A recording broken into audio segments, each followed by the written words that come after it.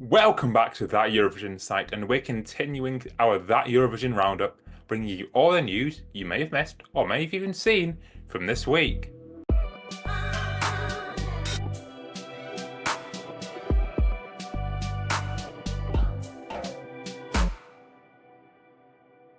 We'll start off with, we have 6 new Eurovision songs, kind of.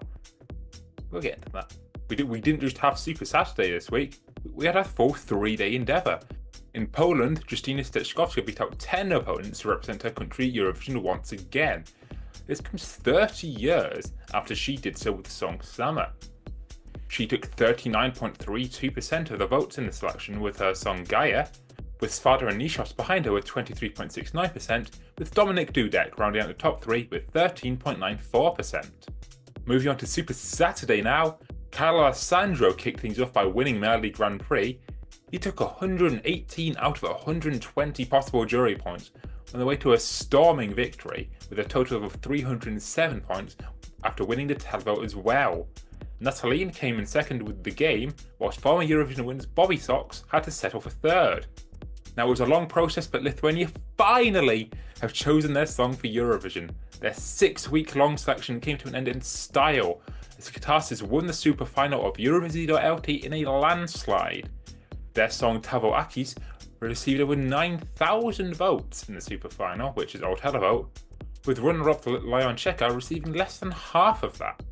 That wasn't even the biggest landslide in the Baltics this Super Saturday, because Estonia selected Tommy Cash, and they did it so emphatically.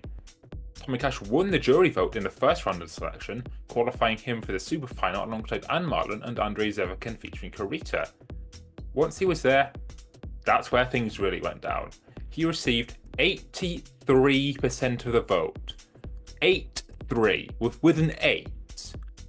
Like, if 100 people voted, 83 voted for Thomas Cash. Incredible.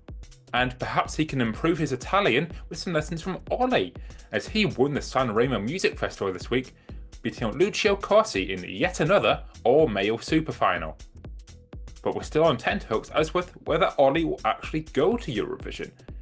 He says he's not made up his mind on participation yet, and if you look at his schedule, he's got some tour dates he'd have to cancel if he wanted to go to the contest. Could we see the first Sanremo winner decline Eurovision since 2016? It's a possibility. Also on Saturday, we had selections continue in Iceland, Sweden, and Germany. We'll start with Song for Captain in Iceland, where Bjarni Arason, Tina, and Julio Disa will join next week's final lineup. Melodifestivalen continued, and for once, Sweden made a choice I agree with! Annika Vikkihauda went direct to the final alongside Gruxula, whilst Country Queens Dolly Style are fighting it out in Final Kvalet, with 2 more participants in that still to be revealed in the next 2 weeks. We also had heats this week in Germany as 14 acts qualified from a covers night style system, meaning we have our semi-finalists in Germany. At some point we'll be getting songs from these 14, so stay tuned as we'll bring you our reactions and what we think of the selection as a whole here on That Eurovision site. And as I record this on a Sunday, we've got some last minute news. Parg is the survivor, see what I did there, of Armenia's Bepi Afratasiel after he took home the selection. He came in second place with the juries but won the televote, ending with a total of 219 points. Simon came second with I Papare Bye, whilst Athena Manukian's search for Eurovision return goes on, as she could only place third. Moving on now from the chaos of our 3-day long super weekend, we've got some song release dates. Cloud from the Netherlands has said he'll release his song on the 27th of February, without providing much more information. We do know it's going to be a bilingual song, probably Dutch and French, but that's really all we know at the minute. One song we do know quite a lot more about, at least those who watched the performance during the first semi-final of Mesk, is Kiss Kiss Goodbye by Adonis, who's representing Czechia. He said this week that he'll be releasing his song on streaming services on the 7th of March. Some news to follow on from last week as we have a full voting breakdown of Supernova. Tautu Meitas took the crown with 18 points, but here's the fun part, Emilia and Citizeni also finished on 18 points. That meant it went to a tiebreak decided that Tautu Meitas, who took 10 points from the televote to Emilia's 8 and Citizeni's 6, took the win in Supernova. Televote winning the Ludwig, finishing 4th with 17 points after he only managed to come 6th with the juries. And that's not the only news to follow on from last week.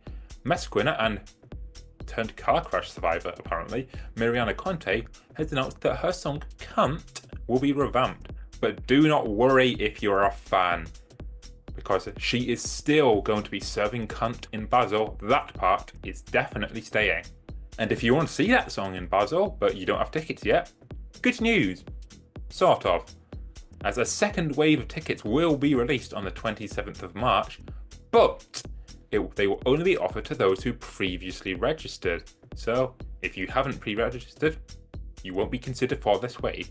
However, SRG SSR will have a platform for reselling tickets should you miss out, just because everyone hates third-party ticket reselling sites, so might as well keep it in-house. Good job SRG SSR. We have news from the weird kid of the national finals, I hope they won't mind me saying, Una Voce per San Marino, as despite the country already announcing their semi-final lineup, they now have changes. Grosana and Atli Pettersson are officially out as they could not make their semi-final dates due to either travel costs or, in Atli's case, other engagements. Moving on to the best Eurovision selection, Festival de Canção announced this week the running orders for their semi-finals. Chico Gaiatu and Acantadera will have the honour of opening their respective semi-finals, with Bakulia and Henka on closing duties. My favourite, Capital de Bulgaria, is performing 7th in semi-final 1, so be sure to give her a cheer from me. We're closing off this week with some new music. Azerbaijan's Ilchin and Ukraine's Aliona make up the new releases from the Eurovision 2024 artists for this week, but there's also music from Eurovision winners. Lordi have released a full album, and there's also releases from Kalush Orchestra and Duncan Lawrence. My recommendation though is Et a tua vez by Portugal's 2020 representative Elisa. You'll be able to see a full rundown of all our favourite releases at the end of the month on that Eurovision site, so stay tuned because it's always a fun read. That is it then for this week's recap. Thank you so much for watching. I have been Daniel, and if you want more Eurovision news, stay tuned, subscribe, leave a like, drop a comment on what you think of this week's selected songs, and we'll see you next week for news from Iceland, Melody Festival and Heats, and anything else that may crop up in the next 7 days. Thank you for watching and goodbye.